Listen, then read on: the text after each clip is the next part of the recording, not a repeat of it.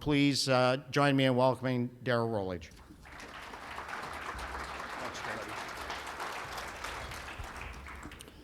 Thank you, Greg and Angelo and the OFAH. You guys are marvelous. You're putting on a heck of a show. And I was asked to come here to try to explain the federal government's policy on chronic wasting disease. Now, just to review, chronic wasting disease is a mad cow type of disease that has come to Canada with game farm animals, and it spread from the game farms into the wild just as the science suggested it would. And so with this completely out of control now, and now having gone not just to deer, it's been found in elk in Canada, it's been found recently in Alberta in a moose. There are no known barriers. We don't know where the heck this is going to end up, but the prognosis is nothing but bad. So what is the federal government's protocol regarding chronic wasting disease? That's what I've been asked to come here and explain. Unfortunately, there are a couple problems. We really don't have a protocol on chronic wasting disease. Everything is in flux, and the task force that has been struck to try to deal with this issue has 10 of the 18 members whose agenda is not to really solve the problem. They want to perpetuate what brought it here. Their agenda is to promote game farming. So we don't have a protocol, and we're not going to get one. So we have quite a bit of time left over. So let's talk about stuff that's a little more interesting and relevant. So if you look at this first slide here, I was hiking up to Window Mountain Lake in Alberta, and I happened to find this amazing spider web. It was almost 18 inches across. It was fascinating. And as I approached it, the sun was refracting through the filaments, and it created this rainbow, and I managed to capture it on film. Now, why is this relevant? The proteins that make up the amyloid fibers in silk, including spider webs, are 5 times stronger than steel. These are the exact kinds of proteins that pile up in our neurons, in our brain cells, in diseases like Alzheimer's and Parkinson's and Huntington's and ALS, and in the prion diseases like mad cow, the human version CJD, and the deer version CWD. The toughness of those proteins makes it almost impossible for our bodies to rip them apart. So they pile up in our brains, and there is no cure, there isn't even any treatments. If you get one of these diseases, you're going to die. So that's what this is about. And this is a lot more interesting than protocol that doesn't exist. And there's one more thing that's a little more interesting, and I didn't just get this for Greg.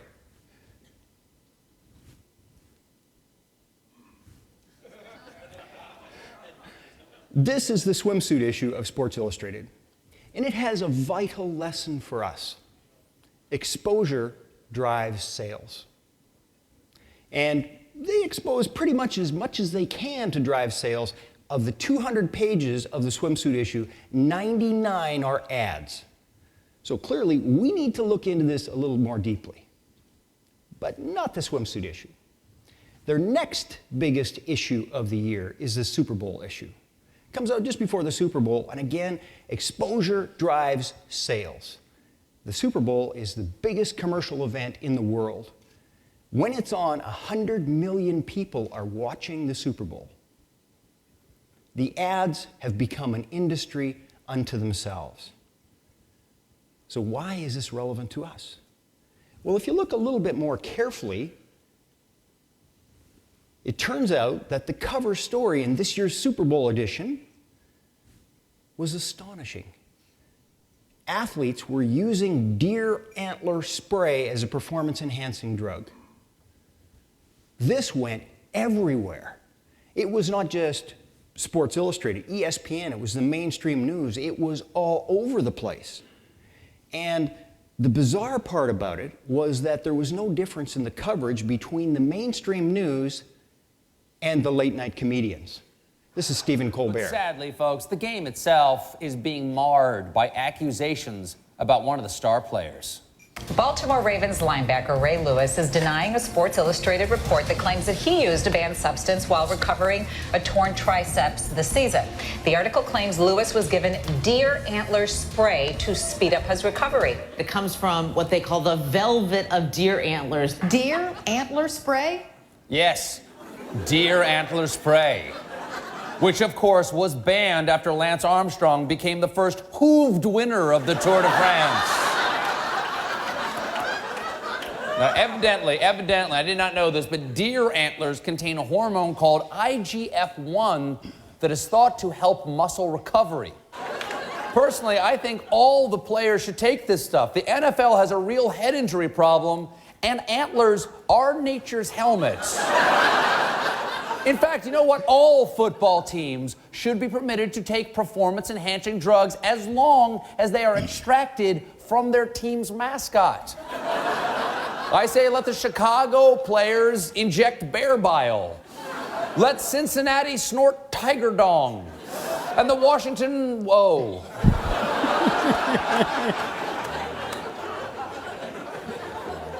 Full disclosure, folks.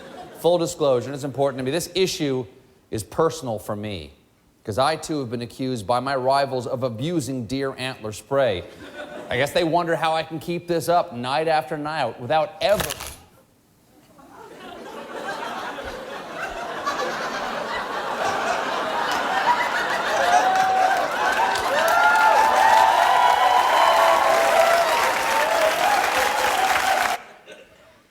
So while Stephen Colbert was chewing his cud and the mainstream media were laughing their tails off at this whole thing, it was so bizarre. They'd never seen anything like this. They missed the real story because this is serious. They dug into it a little bit. They found, you'll see in this slide, that professional golfer Vijay Singh was using it, baseball players, hockey players, football players, college players, MMA stars. This was going crazy. And because they missed the real story, exposure drives sales. So you know what happened. Sales went through the roof. This is a problem. We knew that this was coming. We've been tracking this for years. We dug into the science. We asked the hard questions. We knew that this was coming from an industry. We asked the questions about what this industry would mean for wildlife. What would it mean for us? What are the risks? We dug into this. We found out that there were horrific implications: diseases, parasites, genetic pollution, habitat loss, ecosystem disruptions, massive problems, the complete destruction of our system of conservation. The single greatest environmental success story in history, our system of conservation, is turned upside down to put a price on the head of wildlife. And we told the politicians, the scientists warned them over and over and over, and they ignored it. They called the scientists emotional. It was crazy. So now we're sitting on a situation that the best scientists in the world are literally holding their breath. So before I review how we got here, I want to talk a little bit about what the current situation is and why it matters. So this is what governments were warned about. Game farming fostered a massive epidemic of chronic wasting disease. It was brought here with game farm animals. It quickly spread around game farms. Then it spread to the wild, as was predicted. It's completely out of control. And this version of TSE, big-ass name for it, is transmissible spongiform encephalopathy. This one is highly contagious between living animals. Urine, feces, saliva alone is sufficient to move this disease. So what happens if this jumps to people like mad cow did? It converts at about the same rate as mad cow. So the probability is low, but what if it does like mad cow? They said mad cow wouldn't. Well, it did. And there are about 200 people you can't ask about it now in Britain because they're dead. absolutely uncurable. Well, if this jumps to people and turns out to manifest in us the same way that it does in deer, where it's highly contagious, where saliva alone is sufficient to move it, the best scientists in the world are saying that this scenario would be one of the worst pandemics in human history. Tens of millions of people would die. Imagine if you're on an airplane and suddenly the pilot cannot for the life of him remember how to fly. People who've had the human versions of these diseases, they're in front of the bank machine and they can't make it work. It happens suddenly, and unlike Alzheimer's, it takes an average of 7 years to die. With these prion diseases, 7 months and you're dead. That's the average. It's very aggressive, it's very nasty, and that's where we are. And nobody's paying attention to it, and exposure drives sales, so it's going to get worse. So we have to let people know about this. But we also should understand that this isn't a new thing. We need to review how we got here. Most of the diseases that we suffer, most of them, and almost all of our major pandemics throughout history, have transferred to humans from animals. But there's a mystery. It's really hard to get a disease to go from an animal into a person. Really hard. And it's even harder to get one to go into people that is then contagious between people. So if those two things are true, and they are, then how is it that almost all of our pandemics have come from diseases from animals? The answer is domestication. Now, this book, Guns, Germs, and Steel, is Jared Diamond's amazing work, won all kinds of awards, and Guns, Germs, and Steel, the domestication portion of this, why domestication is important, was really short. It's only about 20 pages. But he outlined a couple, or I think 3, of the important elements in why domestication is such a problem. So I'd like to go through what those are. And the people in this room will know the first one instinctively. What happens when you catch a wild animal? It's terrified. Absolutely terrified. What does that mean biologically? It means that its heart is racing, its blood pressure is sky high, its respirations are high. It is pumping out massive amounts of adrenaline and cortisol and other stress hormones. It's directing blood flow to the large muscle masses, getting it ready to fight or flee for its life. But there's a trade-off. It's beneficial in the short term, but if it's maintained over a long period of time, like if you put it in captivity, it compromises the immune system of the animal, just like it does in us. Stress compromises our immune system. So that's the first thing. The second thing, any parent in here will understand, exposure. You take your kids to daycare, if one kid has a disease, they're all going to get it. That's what we do with animals in captivity. They're huddled close together, and if one has a disease, it's going to spread around. But unlike daycare, captivity is relentless. It doesn't stop. There's no home time. And because we have to feed these animals a good part of the year, we have to store large quantities of grasses and grains, which attract all manner of rodents and all of their diseases and their parasites, and it's a bigger problem. And most of the time, they're not free to wander off in the lush countryside. They're harbored in squalor. They wander around in their own feces and in their own urine, and it's a mess. And it creates a vicious cycle of disease. Now, the next thing is that these animals are valuable to us, so we transport them with us wherever we go. You cannot move an animal without moving all the diseases and the parasites and the genes that live in them and on them. Simple fact. So exposing them to new diseases is a big deal. So what happens because of all this is that the next thing is selection. Biology starts this process. The ones that are susceptible to disease, they tip over dead. The ones that are more hardy live on, but it creates an arms race between virulence of the pathogen and the resistance of the host. But then we add to this selection because husbandry comes in. We selectively breed for what we want. We want eggs, we want meat, we want wool. We don't want animals trying to kill us. We don't want them trying to escape. So we want docility. So we selectively breed for the stuff that we want, and what happens? Well, we get more of the stuff that we want. We get more meat, more eggs, all that stuff, but we also get docile animals. What does that mean biologically? Well, the University of Australia put this together. This is an average reduction in brain size in domestic animals compared to their wild counterparts. Now, the best example I know is sheep. If you look at a wild sheep compared to a domestic sheep, the wild sheep's brain is 50% bigger. And it's not a generalized reduction. It's localized in the frontal cortex. The thinking part of the brain basically disappears. So you get animals that are docile, which allows them to have a lower stress level so they can survive better. Now, you put all this stuff together, this is what happens. A cycle of increasing virulence of the disease, resistance of the hosts, and eventually you'll get a disease that will jump to new species. We've been domesticating animals for almost 10,000 years that we know about.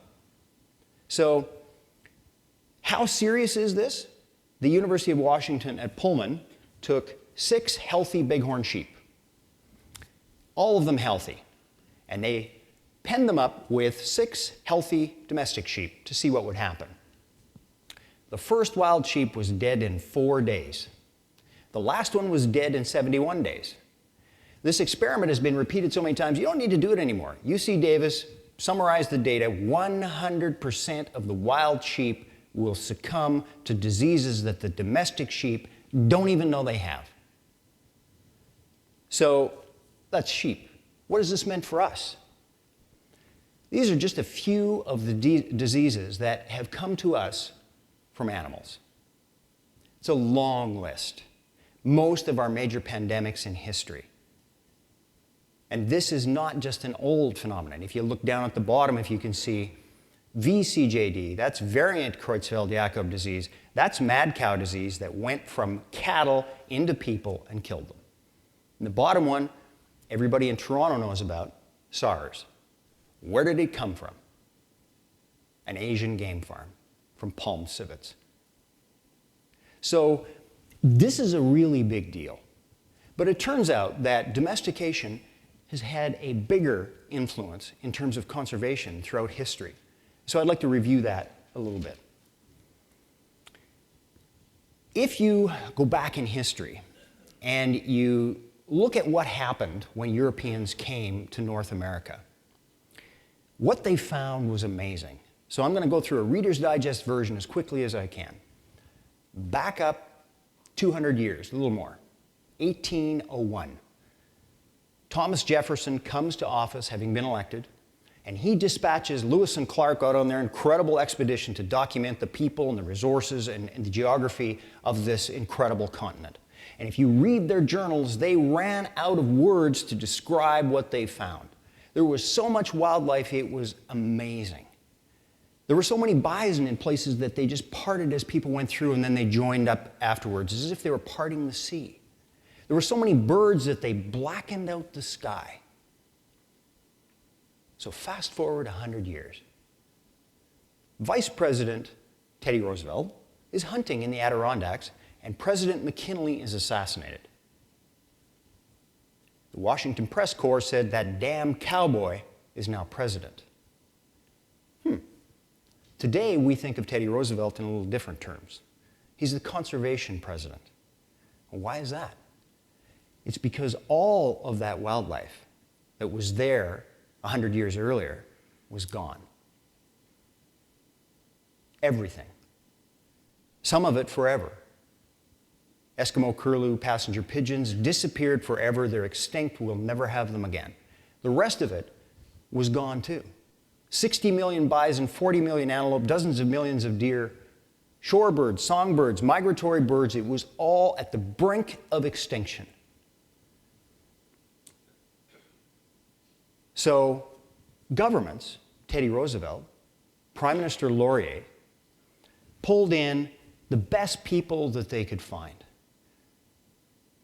In Canada, there were a few people at the top of the list. Clifford Sifton, Dominion zoologist C. Gordon Hewitt. In the United States, President Roosevelt's right-hand man was Gifford Pinchot. They pulled together and they asked a whole bunch of important questions. The first question was obvious. What the hell happened?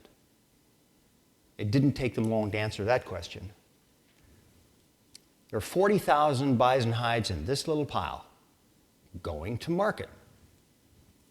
This is a wagon load of elk going to market. Here are just a few bison skulls going to market. The answer was clear. If you put a price on its head for something that's dead, that's what you're going to get.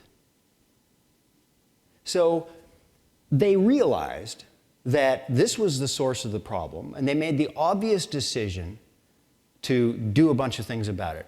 They passed laws that by 1921 became universal, and much later, in the 1980s, my mentor, Professor Val Geist at the University of Calgary, teased out what actually went on.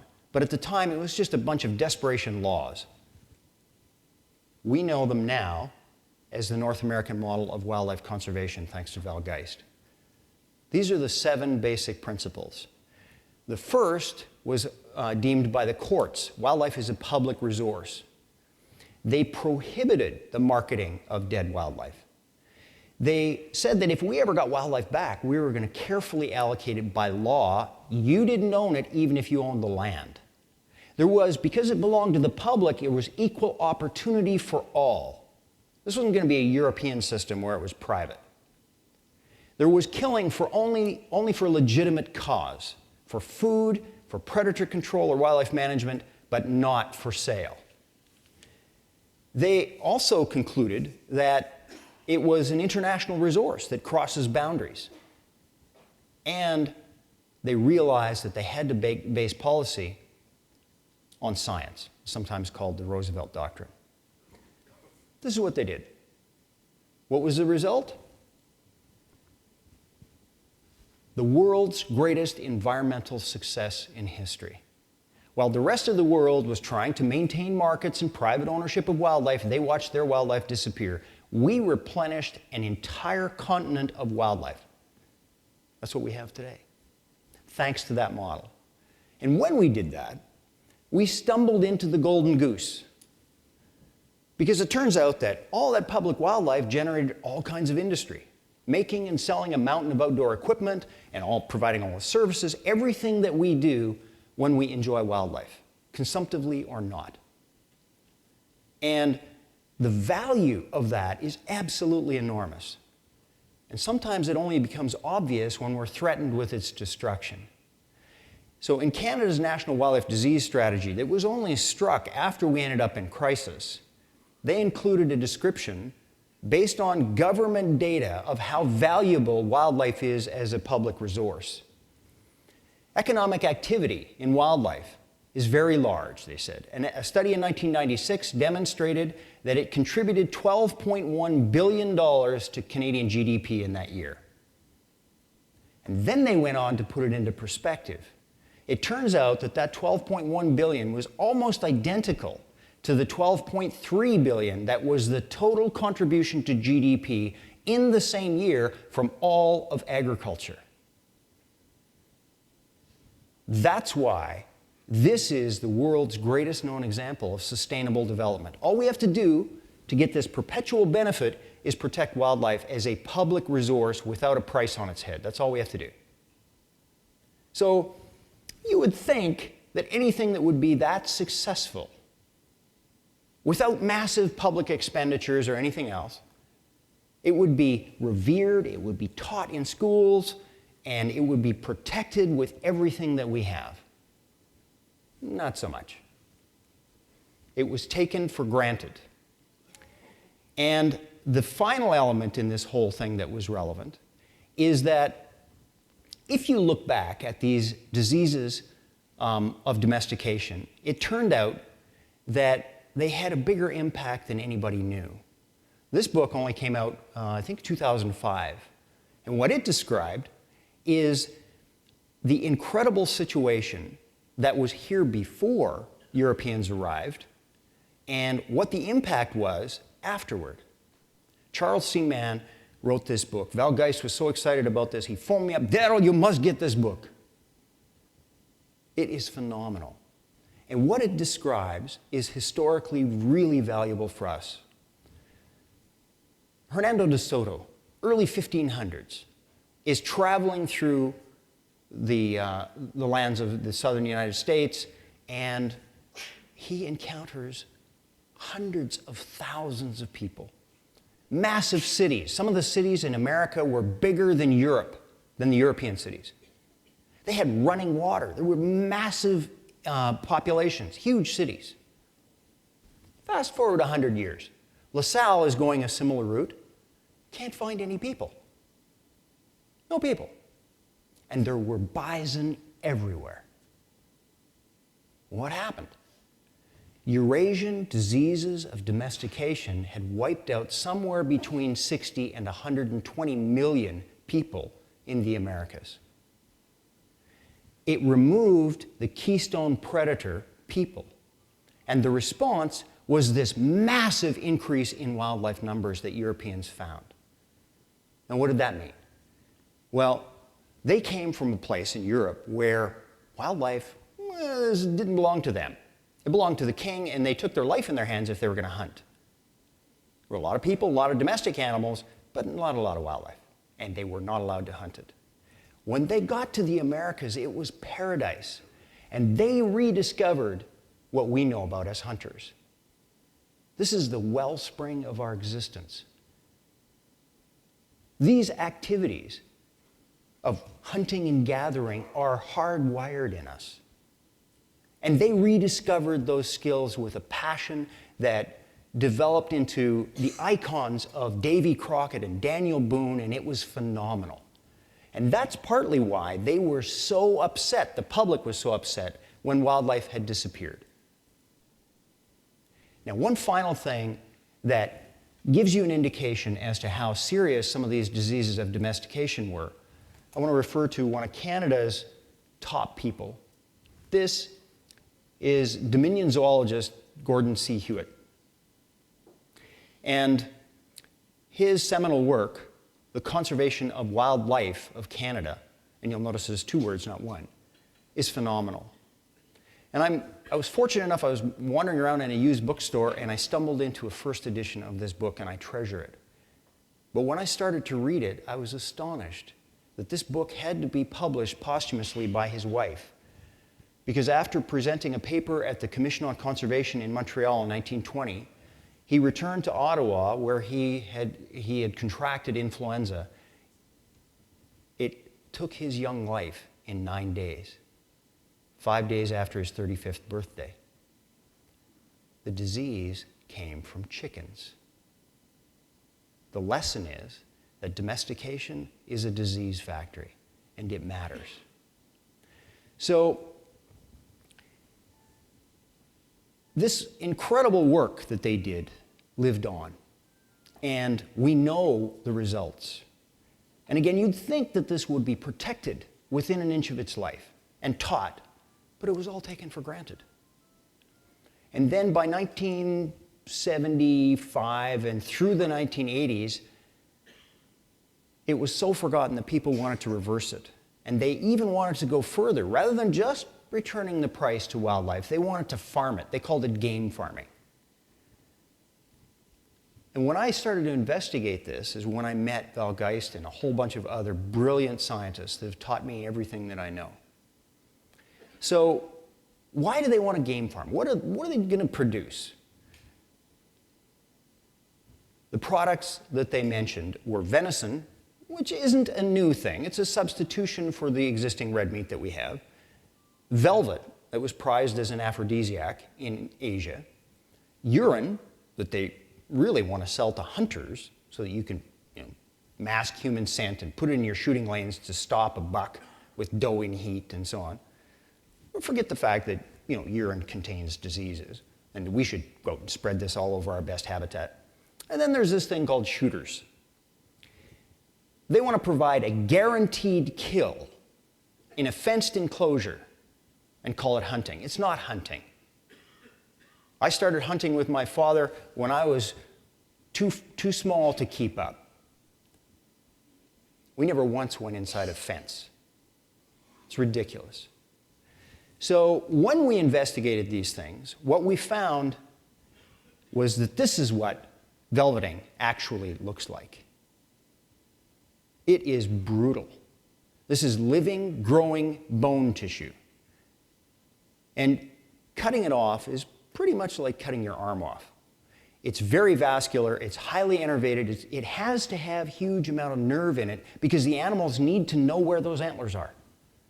It's called proprioception. They have to know where they are so that they can use them as a weapon to defend themselves, probably most importantly so that they can run through the thick bush being chased by wolves and not get entangled in their habitat. So Mother Nature is pretty smart. While they're growing, they're so sensitive that you can watch them shake flies off their racks. Now that disappears when they harden and they calcify before they have to fight with them, but that's not when they cut this off.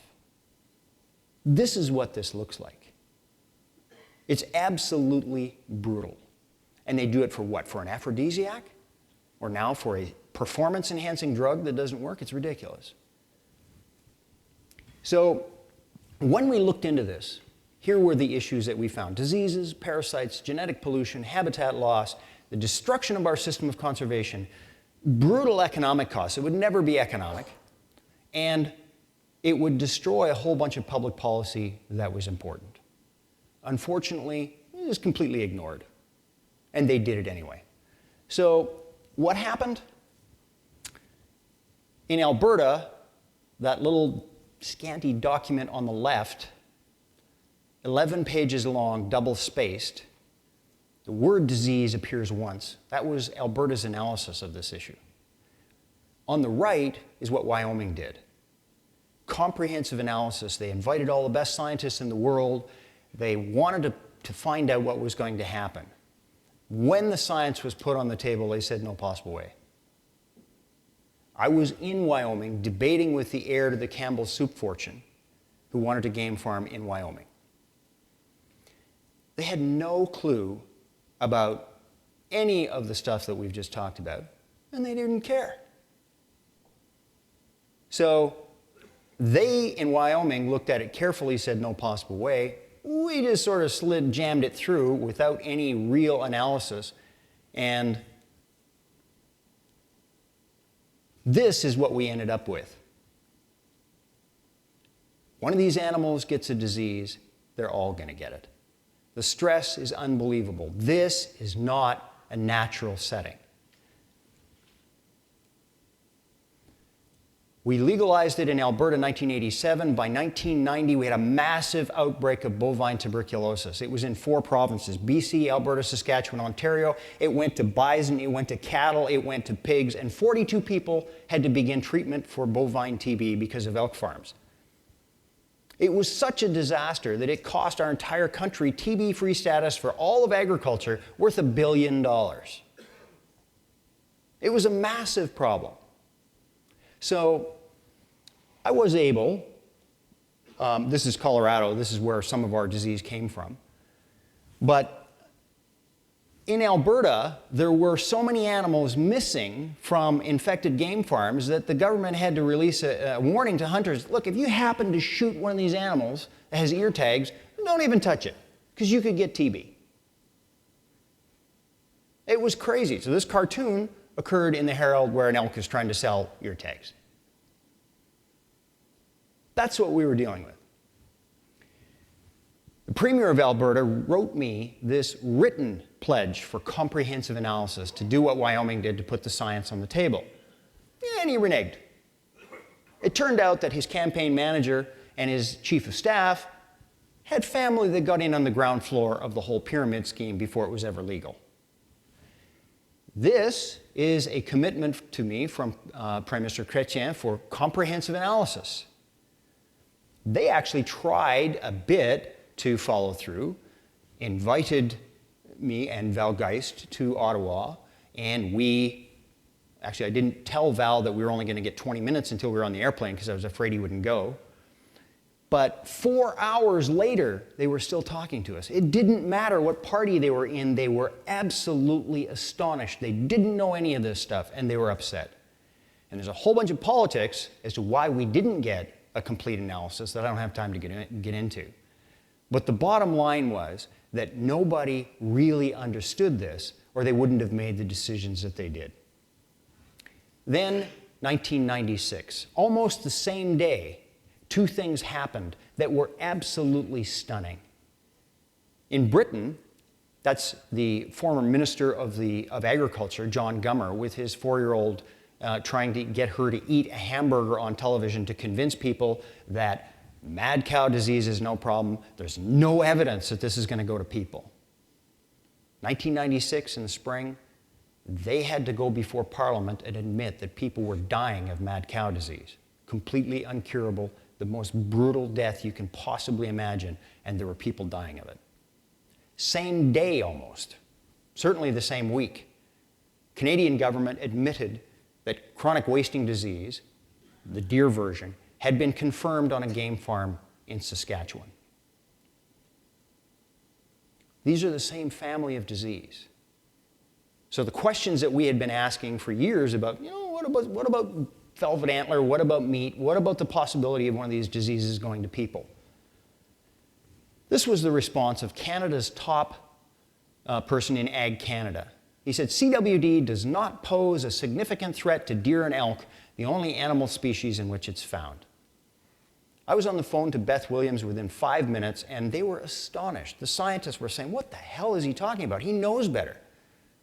This is a brutal disease in deer. It is always fatal. It's spreading beyond control. It's highly contagious, but they didn't get it, or they didn't want to get it. So what did they do? They basically covered it up. So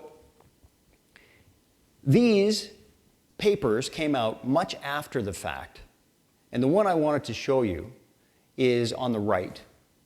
Just look at the dirt between that deer's legs. This is what this disease does. It's not a quick death. That animal was there for a long time pawing at the ground before it finally died. This is brutal. That's what we're messing with. This is what Ag Canada was ignoring. This is what the policymakers were ignoring. So this is a slide that I put together to demonstrate what they did. We got our first indication of CWD in 1996, so-called Farm A, upper left. And they destroyed all the animals, but they didn't bother to figure out where it came from. They just ignored it. Then it broke out again in 1998 on Farm B. They killed all the animals, they compensated the game farmer. He got new animals. In 2000, he got CWD again. So by this time, they're going, maybe we should figure out where this came from. So they did. They found that this Farm C in the center was responsible for all of this. They had imported elk from South Dakota with CWD, and between 1996, when it was first found, and 2000, when they finally started to look, they had allowed this source farm to ship animals to 40 different game farms, and he infected 21 of them, spread it all over Saskatchewan. And it did not stay inside the fences. It never will. This can persist in soil, it can persist in water, and deer go in and out of a game farm pretty much whenever they want to. This is actually a CFIA slide describing the same thing. I had this earlier, but I couldn't use it until it was shown at the Congress. John Fisher described this as an epidemiologist's wet dream. This is a nightmare, not a wet dream. So by 2007, this was in such crisis that my government in Alberta put helicopters in the air. They had a cull program. They shot 10,000 deer on our border with Saskatchewan. They dug massive common graves and plowed the animals in there. They cut the heads off for testing, and they buried them. 10,000 deer. Similar things have happened elsewhere. But at the end of the day, the source of the problem has been ignored. So in 2008, I wrote this book. I put it in a 3-inch binder with most of the documenting science so that they wouldn't even have to go to the library. And 6 copies like that went to governments in Alberta, Saskatchewan, Manitoba, Ontario, and to the federal government, pleading for something really radical. I wanted them to do the math, bring the best scientists in, figure out what to do on the basis of science. How radical. Then we waited, and we wrote, and we waited. And what happened? Absolutely nothing happened. They ignored it. Finally, way more than a year later, there was this news release. Prime Minister Harper's government had ponied up $1 million and given it to the game farming lobby to promote game farming, to establish new markets, to help them grow. That's what they did. This is ridiculous.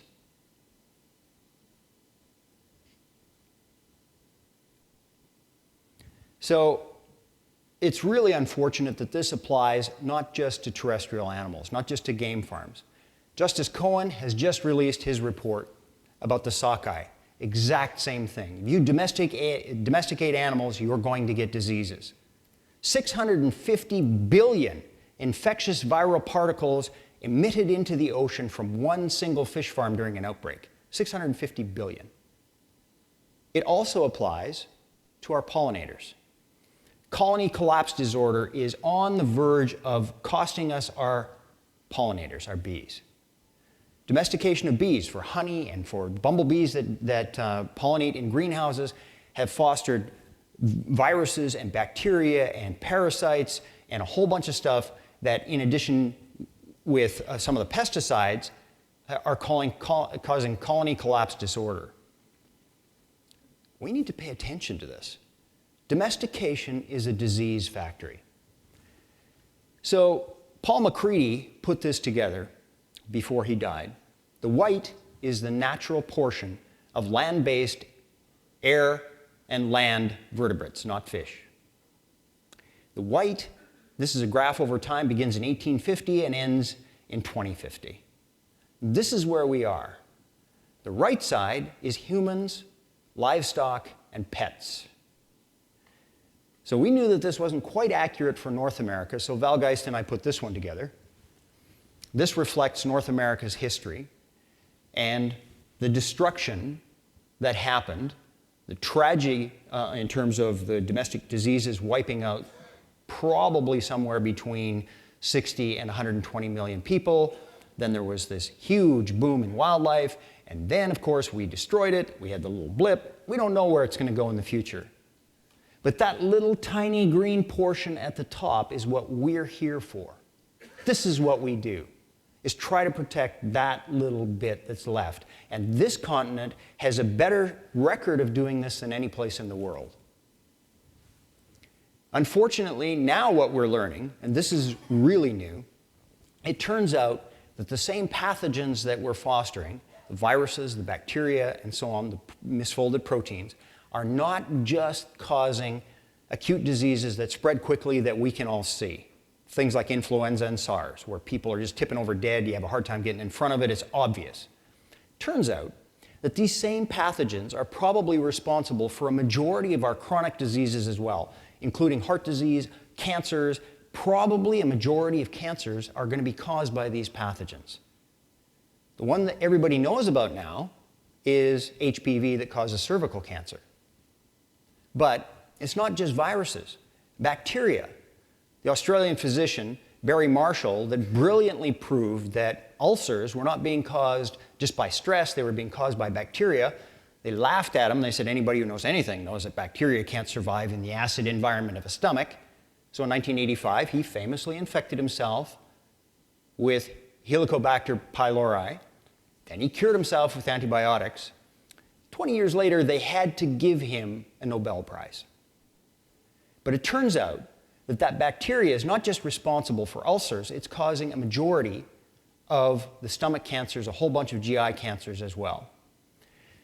The next thing that's violating the central dogma in biology that is just now coming to light is what's called epigenetics. Because it turns out that everything that we do, everything that we eat, we drink, we smoke, the diseases we suffer and so on, don't just affect us. The stuff that we do before we have children is passed on to future generations. So this is stunning. And then the final factor that's really coming to light now is that stress is playing a bigger role in all this than anybody could possibly have imagined. So we're back to the Super Bowl. We knew that this was coming. We absolutely knew that this was coming because we had done the math. And we warned the governments, we warned the scientists, we warned the people that, look, the leading edge science says this is a problem. So this is what I sent to government. CWD has the potential of jumping to people. The science has proven that. Non-human primates, squirrel monkeys, were infected not just from intracerebral inoculation, but just from eating it, they got the disease. We know that tons of velvet antler from infected animals went to the marketplace. We know, because of the University of Kentucky, that velvet antler is sufficient to pass disease. And we knew that airborne transfer was possible because of work that came out of Zurich. And we also knew, of course, that CWD is highly contagious. So I put all this science together and sent it off to government saying, I think you better pay attention to this. And nothing happened. So just before Christmas in 2011, I had been surfing around the net and I found some rather astonishing stuff. So I reminded them of the previous work that I'd sent to them and that Zurich had proven that airborne transfer is a significant possibility. It turns out it's one of the most efficient ways of moving this that you could possibly get. And I had been surfing around the net and I found out what the industry was doing. And so I sent them the background science and a spray bottle of velvet antler because they had been trying to figure out how to concentrate the protein, these insulin-like growth factors. They couldn't do it, so they decided, well, maybe we can improve the method of delivery, and they put it in a spray bottle. And then just for the hell of it, I sent this video.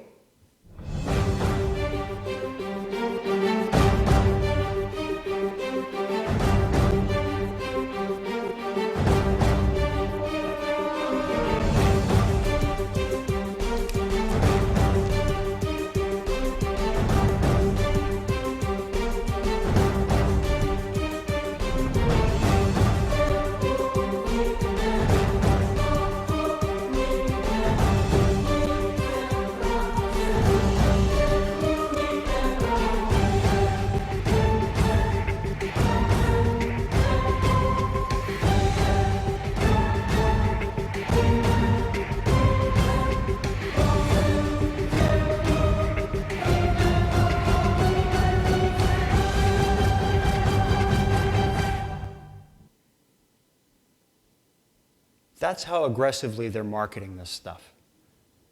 And nobody knows about the potential dangers. Nobody's acknowledging it. So I sent this to some of the top people in the world. This is one of the responses that I got. And unfortunately, I had to black out his name because he would lose his job. Good grief, Darrel. I'm not very easily shocked anymore, but this did it. The best scientists in the world are saying that we're on the precipice of one of the worst epidemics, pandemics in human history.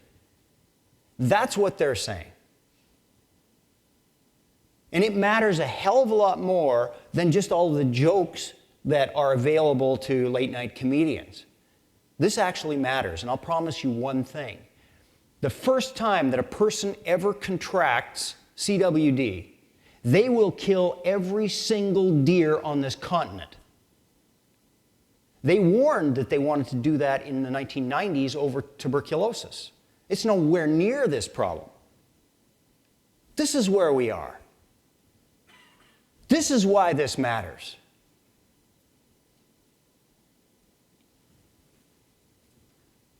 These are politicians that we've elected.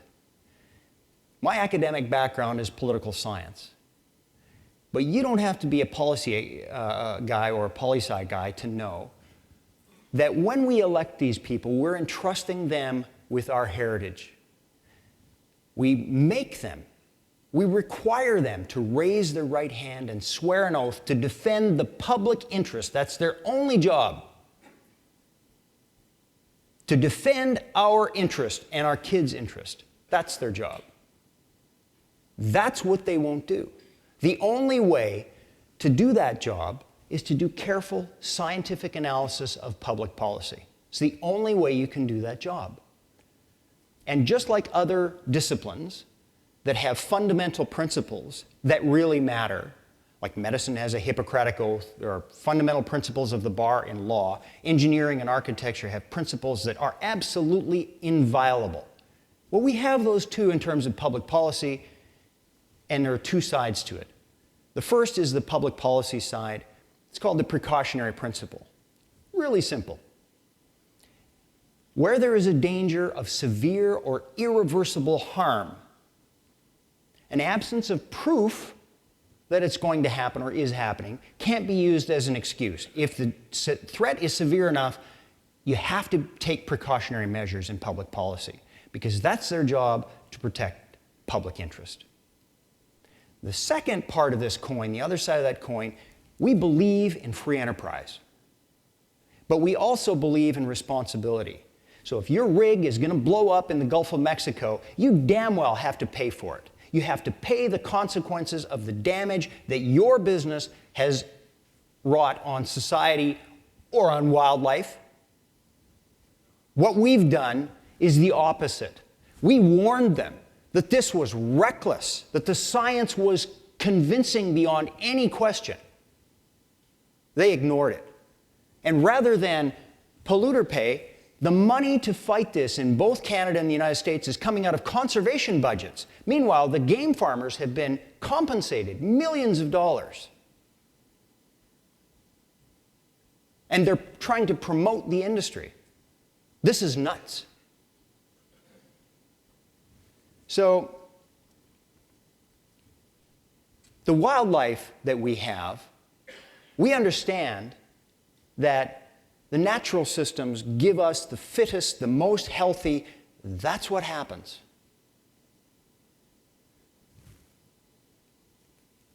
This is what they're farming for.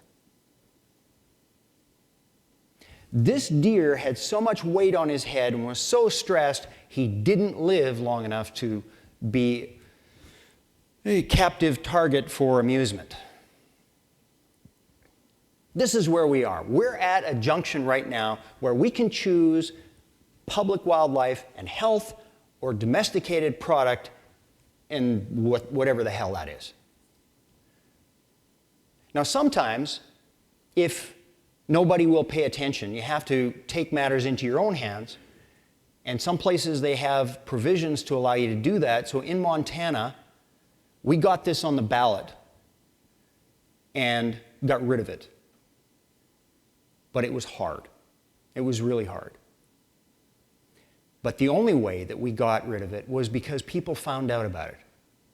Because when they find out, they will not put up with this. This is probably one of my favorite sayings. It's better to build a fence at the top of the cliffs than have an ambulance at the bottom. That's where we are. So where I am is that I'm trying to bring this to the public. We're doing a documentary film, noaccidentfilm.com, and I cannot do this without your help. We, the wildlife federations, the hunters, have been carrying this rock for 25 years, but it's time to tell the public. But I need your help to do this film. I've been a volunteer for 25 years. I've never asked for money. I need your help.